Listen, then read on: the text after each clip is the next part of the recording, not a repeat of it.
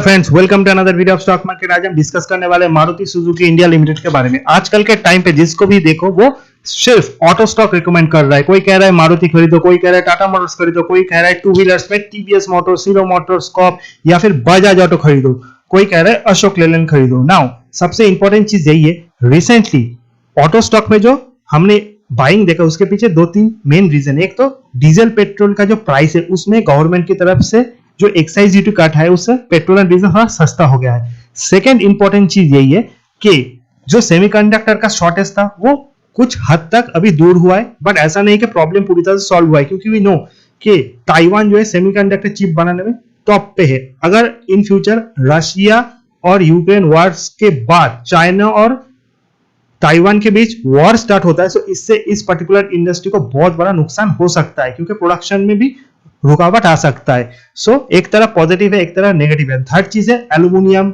Metal price घटना। International market में price घटने के कारण इनका जो कॉस्ट ऑफ प्रोडक्शन है वो घटेगा।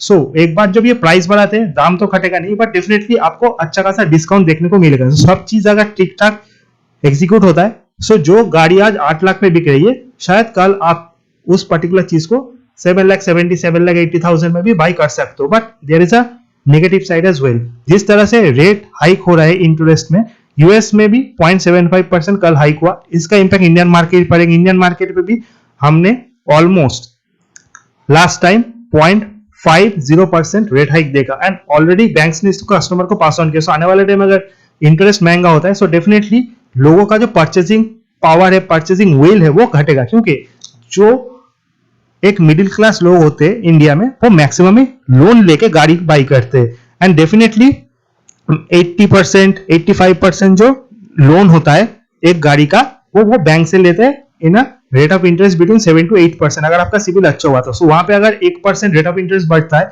सो डेफिनेटली ईएमआई पे भी इफेक्ट पड़ता है ओवरऑल। सो इससे थोड़ा नेगेटिव इंपैक्ट भी पड़ेगा। सो ओवरऑल जो चीज है वो बैलेंस है। पेट्रोल डीजल प्राइस अभी तक तो नहीं बढ़े, बट आने वाले टाइम में ये बढ़ भी सकते हैं, there is no doubt on that. हाँ, सेमीकंडक्टर चिप एज का जो शॉर्टेज था वो प्रॉब्लम कुछ हद तक सॉल्व हुआ है, एंड मोस्ट इंपॉर्टेंट थिंग के जो एल्यूमिनियम प्राइस है, मेटल प्राइस है, वो घटने के कारण जो कॉस्ट ऑफ प्रोडक्शन है वो घटेगा। सो डेफिनेटली आने वाले टाइम में प्राइस हाइक का चांस कम है, उल्टा आपको डिस्काउंट देखने को मिलेगा। बट डेफिनेटली ये तो पॉजिटिव हो गया for the angle of car manufacturer. But definitely अगर आप एक बैंक लोन लेके गाड़ी खरीदने वाले पर्सन, तो आपके लिए तो ये रेट ऑफ इंटरेस्ट महंगा हो जाएगा। So overall situation is same. जिस तरह से क्रूड $120 पे ट्रेड कर रहा है, आने वाले टाइम में अगर ऐसा ही चलता रहा, सो डेफिनेटली फिर से डीजल पेट्रोल का प्राइस बढ़ेगा, and situation will be the same.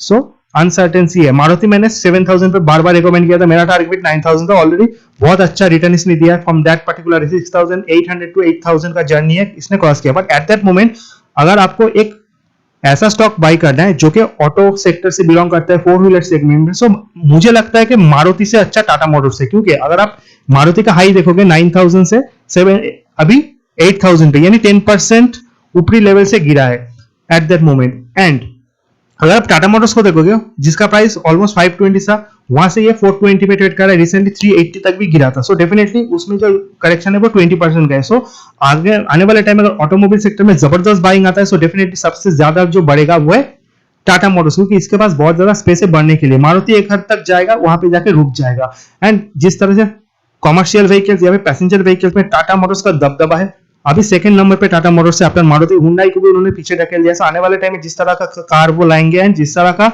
Demand है Tata, so definitely I am sure कि मारुति सुजुकी से ज्यादा टाटा मोटर्स अच्छा परफॉर्म करेगा। But this video for Maruti Suzuki, because बहुत सारे लोग ऐसे भी जो लॉन्ग टाइम इन्वेस्टर है एंड वो मारुति सुजुकी में इन्वेस्ट करना पसंद करते हैं, क्योंकि ये ज्यादा वोलेटाइल नहीं है, just like Tata Motors. So in that Maruti Suzuki is also very good company. अगर आपने निचले लेवल किया, डेफिनेटली आप स्टॉक को होल्ड करिए। At that moment I am not recommending you to buy. अगर करेक्ट होता है then you can think to buy. अगर आप स्टॉक का प्राइस टू अर्निंग देखोगे 62 का है, average brokerage target 8,761, each and every aspect everything is good. But फिर भी मुझे अभी टाटा मोटर्स ज्यादा अच्छा लगता है compare to Maruti Suzuki. Most important thing, अगर आप इस पर्टिकुलर स्टॉक के टोटल परफॉर्मेंस को देखोगे वो भी बहुत ही अच्छा है। 6500 लो है, 52x 9052x हाई है। अगर आप इस पर्टिकुलर स्टॉक के टेक्निकल्स को देखोगे, टेक्निकल में सबसे इंपॉर्टेंट है RSI M five relative strength index and money flow index, जो शॉर्ट टर्म में स्टॉक के मूवमेंट को बढ़ाता है।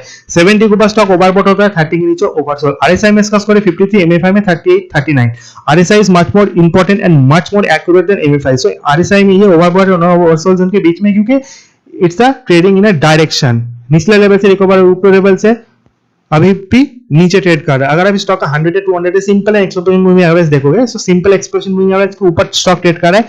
200 एक्सप्रेशन मूविंग एवरेज 7621 है, 100 है 7711, सो उसी के आसपास है। अगर नीचे जो सपोर्ट है सबसे बड़ा वो 7500, I don't think so short term इस सपोर्ट को ब्रेक करेगा। ब्रेक करता है you can definitely buy. I don't think so कि बहुत शॉर्ट टर्म ये 7000 तक स्लिप हो जाएगा अंटिल मार्केट में बहुत कुछ नेगेटिव आ जाए।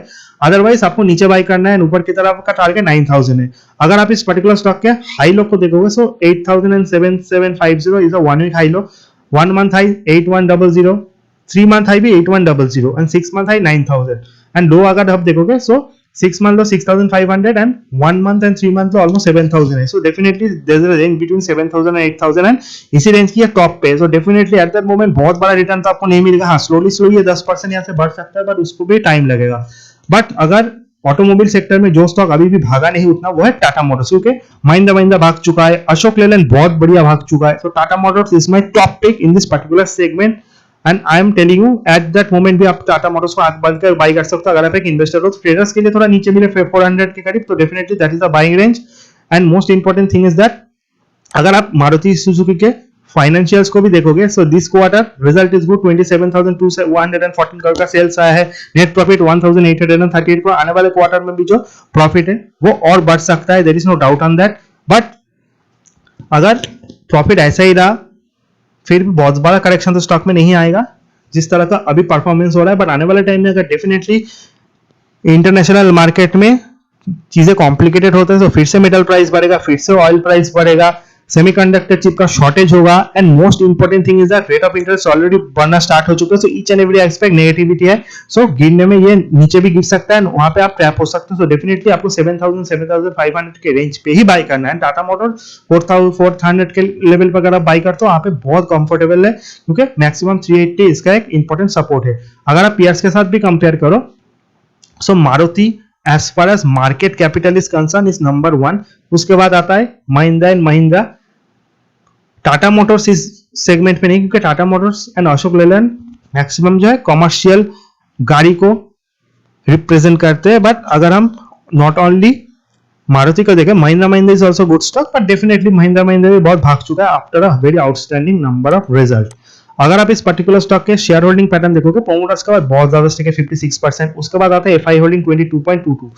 एफआई ने इस टाइम बहुत स्टॉक में सेल ऑफ किया है, बट ऑटो सेक्टर एक ऐसा स्टॉक है जिसने उन्होंने बाय किया है, उतना बड़ा सेल ऑफ नहीं आया। So definitely FI sale off में ये स्टॉक नीचे आ सकता है एंड एफआई बाइंग में ऊपर की तरफ जा सकता है। सो माय टारगेट इज 7500 पे आपको 50% इन्वेस्ट करना है, बिटवीन 7000 एंड दैट रेंज आपको रिमेनिंग इन्वेस्टमेंट करना है। अभी आपको कुछ नहीं करना, क्योंकि अगर बढ़ता भी 8200 8300 वहां पे बहुत बड़ा रिटर्न तो आपको नहीं देगा, बट आपका कैपिटल ट्रैप हो सकता है। इससे बेहतर टाटा मोटर्स से जो अगर भागना शुरू करता है यहाँ से 10% आपको वेरी शॉर्ट टर्म में ही देगा। सो ज्यादा बढ़िया टाटा मोटर्स लग रहा है। एमएनएम अशोक लेलैंड करेक्शन में भी आप बाई कर सकते हो, but these stocks are already out perform. Tata Motors ने अभी आउट परफॉर्म करना शुरू नहीं किया है due to covid lockdown in China. JLR का जो सेल्स फिगर है नेक्स्ट 2-3 महीने में कम आ सकता है, इस कारण चाइना में इनका जो मेन बिजनेस है, मार्केट ने इस चीज को ही सीरियसली लिया है, जिस कारण टाटा मोटर्स उतना बढ़िया परफॉर्म नहीं किया। बट आने वाले टाइम में लॉकडाउन भी उठेगा चाइना में, डेफिनेटली बाइंग भी आएगा एंड डेफिनेटली तब Tata Motors very short term में बहुत भागेगा। So that is the opportunity to buy and hold Tata Motors rather than Maruti. तो जिन लोगों को 4 व्हीलर में जाना है, Maruti Suzuki is my second topic after Tata Motors. And Mahindra and Mahindra अगर फिर से आपको 900 पे मिले, then you can buy, but at that moment Tata Motors is the number 1 stock. Video informative अच्छा लगे चैनल को लाइक सब्सक्राइब और शेयर करना बिल्कुल मत भूलिए। This video only for educational purpose. आज के SEBI registered investment advisor before buying और selling any stock. Thank you for watching.